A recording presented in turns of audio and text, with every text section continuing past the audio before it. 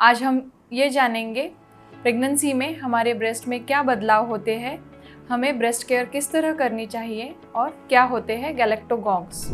नमस्कार, मैं doctor Manisha Kulkarni, consultant obstetrician and gynaecologist from Sahyadri super speciality hospital, Hadapsar. Pregnancy में पहले 2 महीने में ही ब्रेस्ट में बदलाव दिखाना शुरू हो जाता है।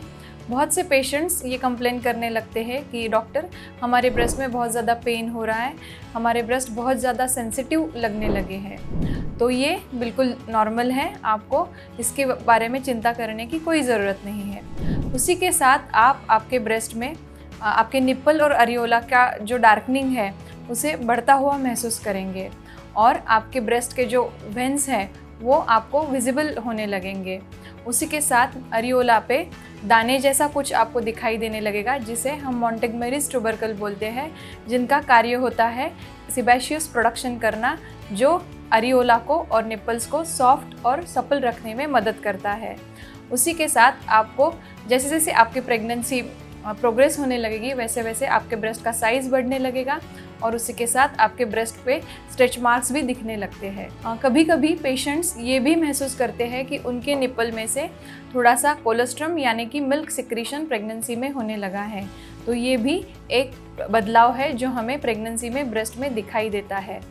अब हम देखेंगे हमें ब्रेस्ट केयर प्रेगनेंसी में किस तरह करनी चाहिए। आपका निप्पल और अरियोला सिर्फ क्लियर वाटर से ही क्लीन करना है। आपको ब्रेस्ट के निप्पल और अरियोला में सोप्स बिल्कुल भी नहीं यूज़ करने हैं। इसका कारण यह है कि अगर आप सोप्स इस्तेमाल करते हो तो आपका जो सीबम है, जो सिबेशियस ग्लैंड का सिक्रीशन है, वो ड्राई अप हो जाएगा और आपके अरियोला और निप्पल्स ड्राई होके क्रैक होने लगेंगे। आप आपके डॉक्टर से जो प्रिस्क्राइब करके ऑइंटमेंट या फिर मॉइस्चराइज़र आपके डॉक्टर ने आपको प्रिस्क्राइब किया है, वो निप्पल्स को लगा के 7वें महीने से उसको इंडेक्स फिंगर और थंब फिंगर में रोल करना शुरू कर दीजिएगा, ताकि डिलीवरी के बाद में आपके बेबी को लैचिंग डिफ़िकल्टीज़ ना हो। और उसके साथ ही आपको प्रेगनेंसी के शुरुआत से ही एक well fitted and comfortable bra wear करनी है और जैसे जैसे आपकी प्रेगनेंसी प्रोग्रेस हो रही है वैसे वैसे अगर उसका नंबर चेंज होता है तो वो हमेशा चेंज करते रहना है। आप जो ब्रेस्ट एक्सरसाइज कर रहे हो वो करते समय आपको यह ध्यान रखना बहुत ज़रूरी है कि आप आपके निप्पल को ओवर स्टिमुलेट ना करें, क्योंकि ओवर स्टिमुलेशन ऑफ निप्पल से आपकी प्रीटर्म डिलीवरी यानी कि आपकी डिलीवरी जल्दी होने की संभावना पाई जाती है। अब हम देखेंगे क्या होते हैं गैलेक्टोगॉन्ग्स। ऐसे कहा गया है, breast milk is by far the best food and best care a mother can offer to her newborn.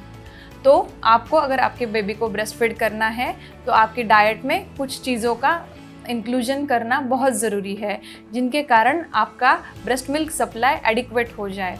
तो हम 1 बाय 1 देखेंगे कौन से फूड इंग्रेडिएंट्स हैं जो हम अपने डाइट में इंक्लूड करेंगे तो हमारा ब्रेस्ट मिल्क सप्लाई एडिक्वेट हो जाएगा। तो फर्स्ट है फेन्यूग्रीक सीड्स यानी कि मेथी के दाने। फेन्यूग्रीक सीड्स आप रात को सोक करके अर्ली मॉर्निंग उसका डिकॉक्शन बना के यानी कि उसको उबाल के जो पानी बनता है वो अगर आप कंज्यूम करेंगे तो आपको आपके ब्रेस्ट मिल्क का सप्लाई एडिक्वेट होने में मदद हो जाएगी। सेकेंड है गार्लिक। आप आपके डाइट में तड़के के स्वरूप में या फिर 3 to 4 क्लोव्स ऑफ गार्लिक आपके हर एक मील में अगर इंक्लूड करते हैं तो भी आपका ब्रेस्ट मिल्क एडिक्वेट आप आना ऑब्जर्व करोगे। उसके बाद होता है डिल सीड्स यानी कि शेपा या फिर क्यूमिन सीड्स। इनको भी सोक करके उसका डिकॉक्शन बना के ले सकते हो।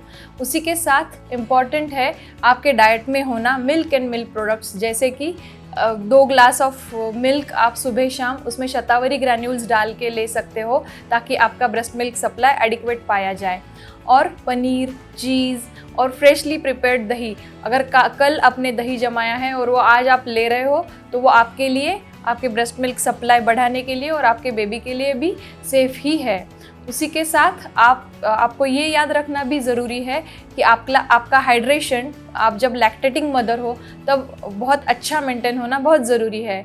इसके लिए आप जब भी एवरी ब्रेस्ट फीडिंग सेशन के पहले या फिर उसके तुरंत बाद फुल ग्लास ऑफ वाटर लेना बिल्कुल भी ना भूलें। तो अगर आपका जो डाइट है वो बैलेंस्ड है, यानी कि उसमें आपके एक मील में वेजिटेबल्स है, राइस है, चपाती है, फ्रूट का कंपोनेंट है और दही है, ये सब चीज़ें हैं, तो आपको ज़रूर आपका ब्रेस्ट मिल्क सप्लाई एडिक्वेट होगा और आप अच्छे तरीके से आपके बेबी को exclusive breast feeding for 6 months दे सकते हो। अगर आपको breast care in pregnancy and galactagogues के बारे में कोई भी क्वेरीज है तो हमें ज़रूर कमेंट बॉक्स में लिखिएगा। Thank you.